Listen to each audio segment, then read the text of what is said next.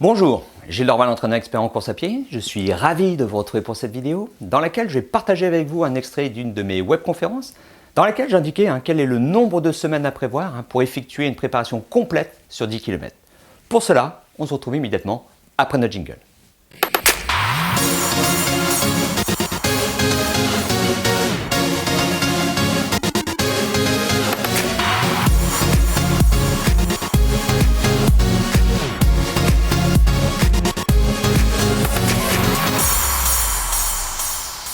Voilà, donc maintenant, on va voir, en fonction des différentes distances, que ce soit pour le 10 km, le semi-marathon, marathon, en fonction de ce que j'ai pu déjà vous annoncer tout à l'heure, vous présenter, voir comment concrètement ça se présente.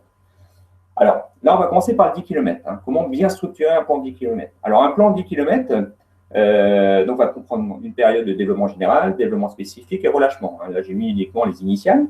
Et si vous voulez obtenir un travail de développement général qui soit, on va dire, efficace, conséquent, il faut pour moi programmer au minimum 4 semaines de travail. C'est-à-dire qu'avant d'entamer la préparation vraiment spécifique, il est important de venir s'appuyer sur un socle solide. Et pour obtenir quelque chose qui tienne à peu près la route, 4 semaines, ça me semble être le minimum. Et je vais même vous dire, pour des coureurs que j'entraîne qui sont vraiment plus performants, au niveau soit 10 km semi ou marathon même, on est des fois sur 2 cycles de 4 semaines. On fait une grosse préparation de développement général, par exemple en hiver. D'ailleurs, souvent, on s'appuie sur la saison de cross. Alors, le cross est utilisé pour garder contact avec la compétition, mais sur la période janvier-février, on a fait une petite préparation novembre-décembre, mais sur janvier-février, vraiment, on fait un gros travail de préparation générale en s'appuyant et en utilisant les crosses.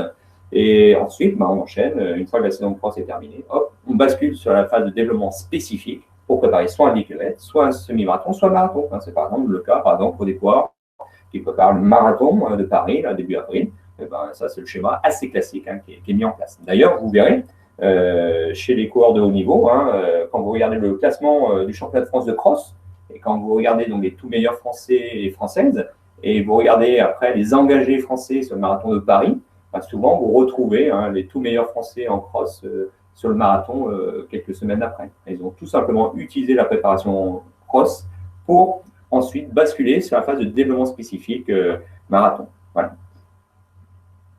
Donc là, on est sur 4 semaines minimum. Ensuite, pour la phase de développement spécifique, on va être sur un travail sur une durée qui va être de 3-4 semaines. 3-4 semaines, durant lesquelles, évidemment, là, on va programmer en priorité chaque semaine, obligatoirement, une séance à allure spécifique 10 km. Mais par contre, on n'en fait qu'une seule. Il m'est arrivé des fois des gens me dire « Ah moi, pour que ça soit plus efficace, j'en programme 2. » Non, une seule séance à allure spécifique par semaine. J'ai oublié de le préciser, ça tout à l'heure. Ensuite, donc, 3 à 4 semaines. Et puis, on retrouve notre phase de développement, de relâchement, pardon. Et là, on sera sur une semaine de relâchement. Donc, ce qui fait, au final, pour une préparation 10 km, si vous voulez faire un truc qui tienne la route, qui soit structuré, qui soit organisé, bien planifié, vous allez partir sur un plan d'entraînement de 8 semaines. C'est pour ça, des fois, quand je vois des plans d'entraînement 4 semaines dans certaines revues pour préparer le 10 km, ça m'embête un peu. Pour tout vous dire, ça m'embête même beaucoup. Donc, souvent, après, quand je regarde de plus près, souvent, ça se résume au travail de développement spécifique. Après, est-ce que le coureur est au courant qu'au préalable, il est préférable de venir s'appuyer sur un travail spécifique, un travail de développement général, ou est-ce que c'est un coureur qui profite d'une préparation, par exemple, semi-marathon, pour enchaîner après avec un travail spécifique 10 km pour juste préparer un petit 10 km comme ça sur 4-5 semaines? C'est faisable. Ça, c'est un schéma qui peut être tout à fait réalisable. Par exemple, vous faites un semi-marathon, vous récupérez 1 à 2 semaines, on verra ça tout à l'heure.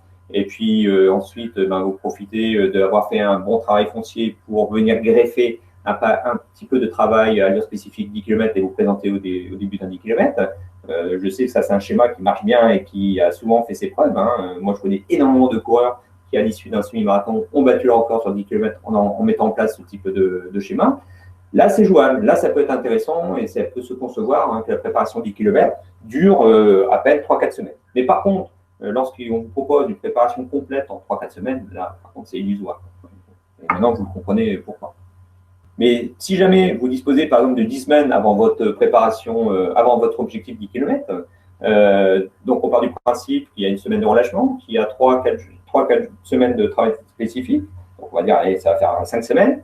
Au disposer de 10 semaines, voire légèrement plus, ben, vous verrez qu'à ce moment-là, votre phase de développement général sera un peu plus longue. Développement spécifique, c'est relativement stable et fixe en termes de durée. Relâchement, là, c'est non négociable, c'est une semaine. Donc après, ben, la durée de votre phase de développement général dépend du nombre de semaines dont vous disposez pour préparer votre objectif. Voilà, donc si vous aussi, vous désirez mettre en place un entraînement structuré, construit et efficace sur 10 km, je vous invite à cliquer sur le lien présent sur cette vidéo ou en dessous de cette vidéo, d'indiquer votre prénom, votre adresse mail, et ainsi je vais pouvoir vous faire parvenir une série de vidéos gratuites extraites de mon programme d'entraînement et de coaching Courir 360. Et ça sera donc l'occasion pour vous de commencer à mieux structurer et à rendre vos entraînements en 10 km plus efficaces. D'ici là, je vous souhaite un bon entraînement, un bon run, et puis je vous dis à très vite.